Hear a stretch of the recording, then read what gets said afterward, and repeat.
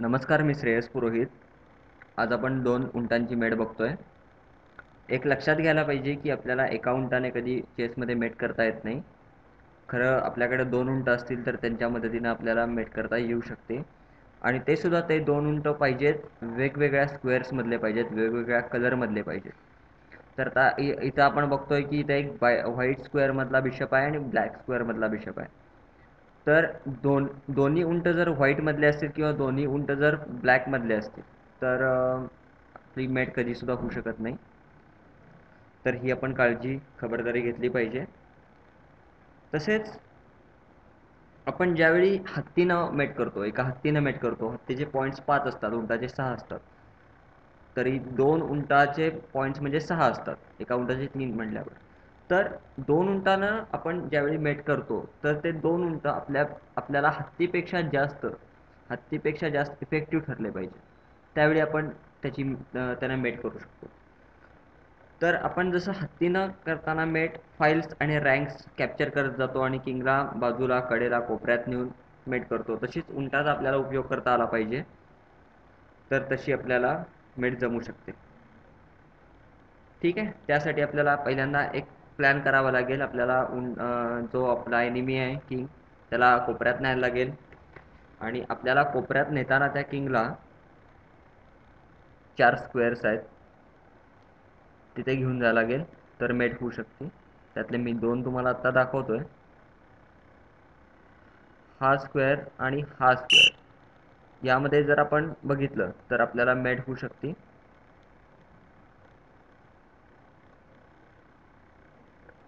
या स्क्वेअरमध्ये आणि या स्क्वेअरमध्ये आपल्याला मेट करू शकतो आपण. तर त्या दृष्टीने आपण त्याला तिकडे घेऊन जाऊया. तर आता मी इथे पहिली मूव खेळतोय, किंग B2,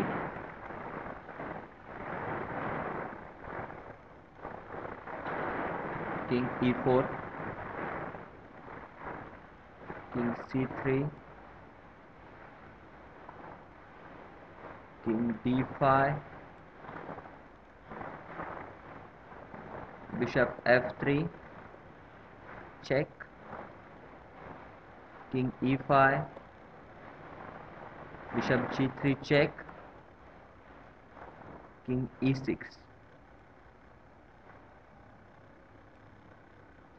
तर आता व्हाईटनं एक प्लॅन बनवलाय बघा. व्हाईटनं काय केलंय नक्की आपण बघूया. व्हाईटनं हे जे 4 स्क्वेअर्स आहेत ते या दोन बिशपमुळं कॅप्चर झालेत, कंट्रोल झाला आहे. त्यामुळं किंग काय करतो, इथे पण किंग आहे व्हाईटचा, आणि त्यामुळं हे स्क्वेअर सुद्धा व्हाईटनं कॅप्चर केले. त्यामुळं काय होत आहे की हा जो ब्लॅकचा किंग आहे तो इथे खाली येऊ शकत नाही. हे सगळे स्क्वेअर्स आपल्याला दिसत आहेत, हे व्हाईटनं कॅप्चर करून टाकले किंगच्या आणि दोन उंटाच्या मदतीनं. तर तो प्लॅन बनवला आहे व्हाईटनं. ठीक आहे.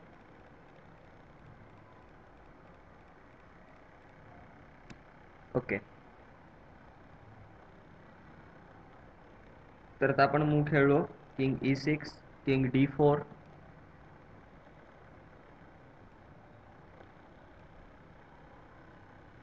आता ब्लॅक खेळेल king to F5,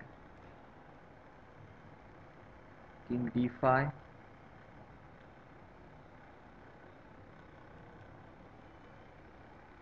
king F6,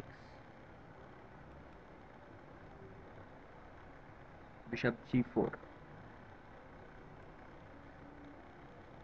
sorry, bishop G4.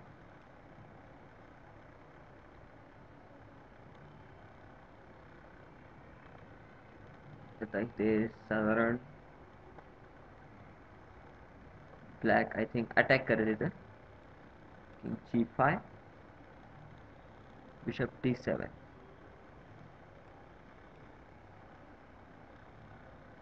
King F6,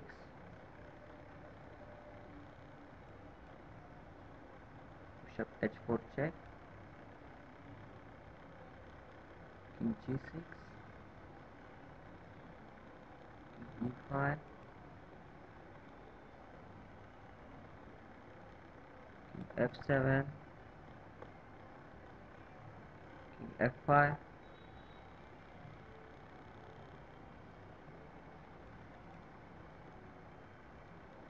G7.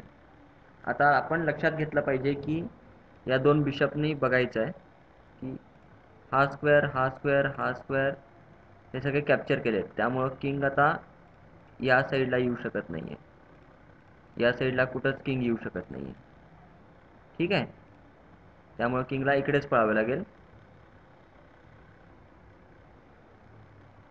तुम्ही लक्ष देऊ शकता, तुम्ही विचार करू शकता.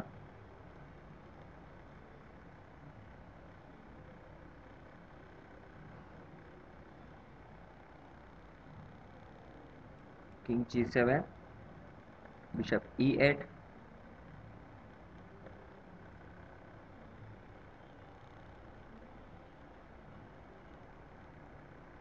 King F8, bishop G6, king G7, bishop E7.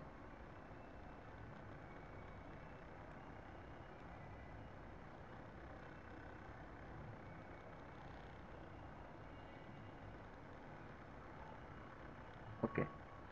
तर आता व्हाईटनं काय केलंय की जो F8चा स्क्वेअर आहे तो आपल्या कंट्रोलमध्ये ठेवला आहे. थोडासा इथं व्हाईट ब्लॅकला फसवण्याचा प्रयत्न करतोय.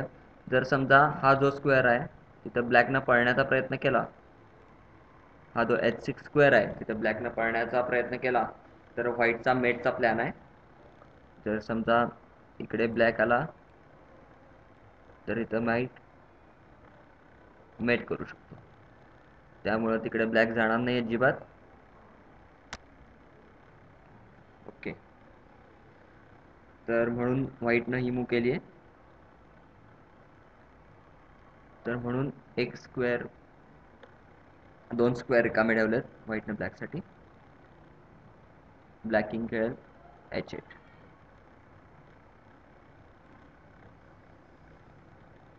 बिशप F5,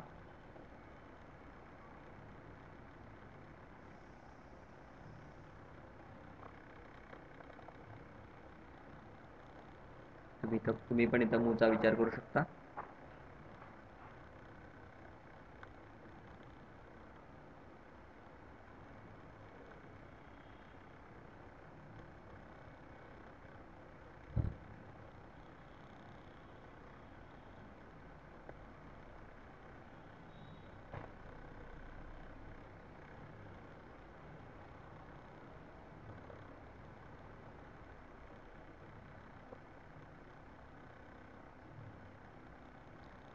सपोज इथं जर ब्लॅकने खेळलं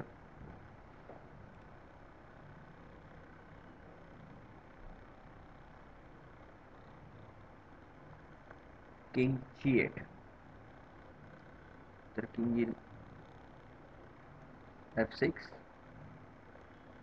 king H8, bishop F5,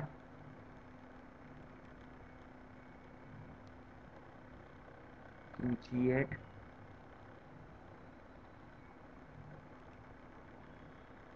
king G6,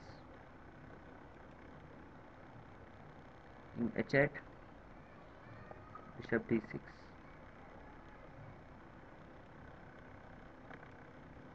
okay.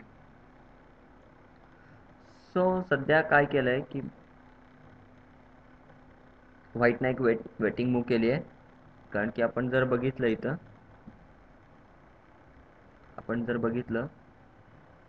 Suppose जर बिशप इथे खेळला गेला, बिशप जर या स्क्वेअरमध्ये खेळला गेला तर इथं स्टेलमेट होऊ शकते. तर त्यामुळं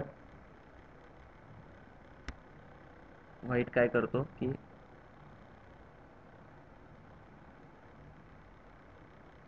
एक घर मागे जातो. कंपल्सरी किंगला इथेच खेळावे लागेल.